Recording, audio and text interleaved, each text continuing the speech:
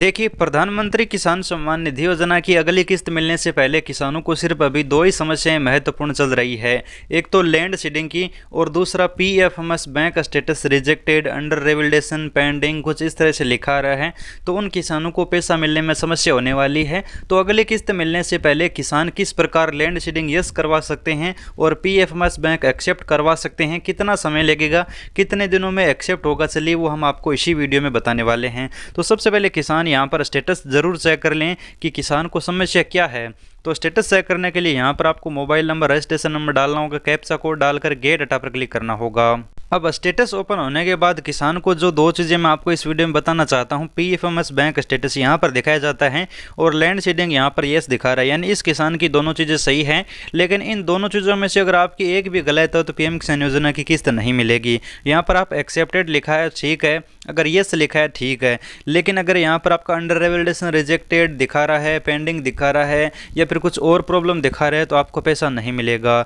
तो यहाँ पर आपको अगर ये प्रॉब्लम दिखा रहा है या फिर लैंड सीडिंग में प्रॉब्लम कर रहा है तो सबसे पहले पीएफएमएस बैंक अगर आप एक्सेप्ट करवाना चाहते हैं तो पीएफएमएस का सबसे पहले आपको स्टेटस चेक करना होगा। ये तो बेनिफिशियरी स्टेटस हो गया, लेकिन आपको पीएफएमएस बैंक का पीएम किसान योजना के अंदर एक अलग से स्टेटस भी चेक किया जाता है, वो चेक करना होगा, जिसके माध्यम से आपको पता चलेगा कि रियल में प्रॉब्लम कब हुई थी और क्या प्रॉब्लम है और किस दिन रिजेक्ट हुआ था, किस दिन से अंडर रेवल्डेशन दिखा रहा था, अभी करंट स्टेटस क्या है, क्योंकि ये स्टेटस अपडेट होने में 2 दिन, 5 दिन, 10 दिन भी लग जाते हैं, लेकिन इसका करंट स्टेटस अभी क्या है। इसके लिए सबसे पहले आपको अपने मोबाइल और लैपटॉप में गूगल में जाकर सर्च करना है पीएम किसान पीएफएमएस स्टेटस 2023। ये चीज़ आपको ध्यान से देखकर सर्च करनी है, पीएम किसान पीएफएमएस स्टेटस 2023। अगर आप आगे माही इन्फो नाम लिखना चाहते हैं तो वो भी लिख सकते हैं। आपको नीचे की तरफ आना है, यहाँ पर आपको mahi-info.in, ये आपको ध्यान से देखना है। अगर ये वेबसाइट आपको नहीं मिलेगी तो आपको लिंक नहीं मिल पाएगा,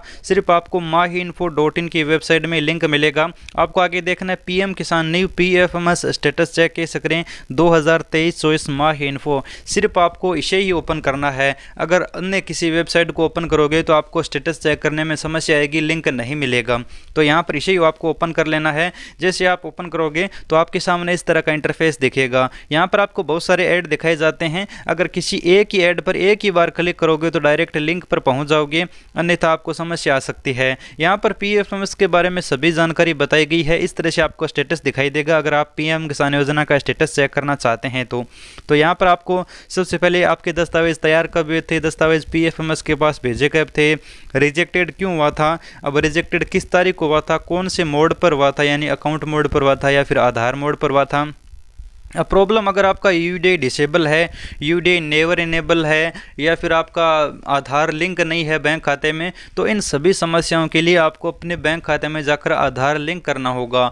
आधार लिंक करने पर ही आपको पीएम किसान योजना का पीएफएमएस बैंक 5 से 7 दिनों में भी एक्सेप्ट हो जाता है, कई बार 10-15 दिन भी लग जाते हैं।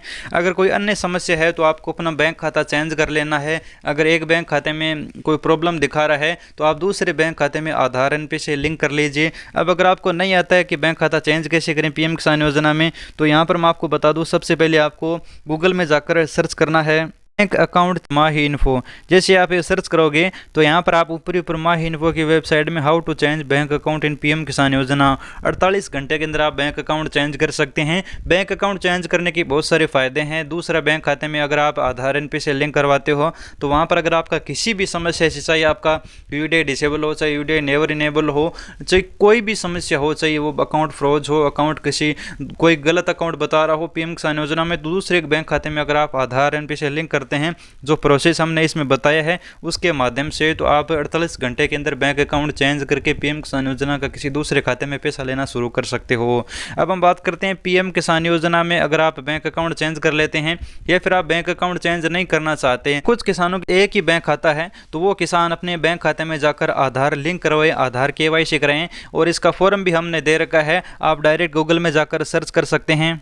आधार एनपी से लिंक, जैसे आप गूगल में सर्च करोगे माही इन्फो, तो आधार एनपी से लिंक करने के लिए भी हमने फॉर्म दे रखा है, डिटेल बता रखी है। यहाँ पर हमने फॉर्म भी दे रखा है, तो यहाँ से फॉर्म डाउनलोड कीजिए, बैंक में जाकर लिंक करवा दीजिए। मात्र आप 2-3 दिनों में है वो आधार एनपी से लिंक करवा के पीएम किसान योजना का पैसा है जो शुरू करवा सकते हैं। यहाँ पर हमने फॉर्म भी दे रखा है, सारी डिटेल यहाँ पर आपको मिल जाती है। तो आप अपनी माही इन्फो की वेबसाइट पर जाकर अगर आपका बैंक खाता चेंज करना चाहते हैं तो चेंज कर लीजिए। अगर आप उसी बैंक खाते में पैसा लेना चाहते हैं तो उसी में आप आधार एनपी से लिंक करवा दीजिए, पीएफएमएस बैंक एक्सेप्ट हो जाएगा। अब दूसरी समस्या है लैंड सीडिंग की। अब लैंड सीडिंग कब तक होगा और लैंड सीडिंग किस तरह से करवा सकते हैं, तो इसके लिए भी आपको गूगल में जाकर सर्च करना है पीएम किसान लैंड सीडिंग माही इन्फो। जैसे आप सर्च करोगे तो यहाँ पर आपको लैंड सीडिंग कैसे करें ऊपर माही इन्फो की वेबसाइट मिल जाती है। यहाँ पर हमने भी फॉर्म दे रखा है लैंड सीडिंग करवाने का, डायरेक्ट यहाँ से फॉर्म डाउनलोड कीजिए, प्रिंट कीजिए और फॉर्म भरिए।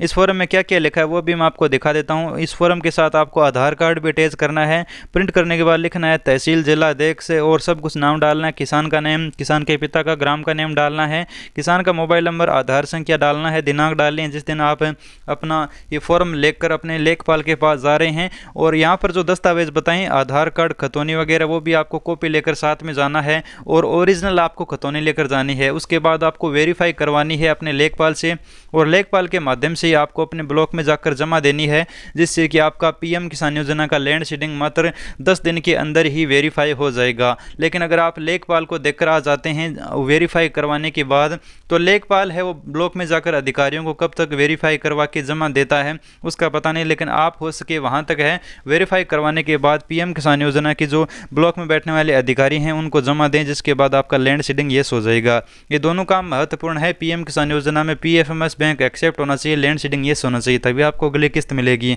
अधिक जानकारी के लिए आप हमें मैसेज कर सकते हैं टेलीग्राम पर। धन्यवाद।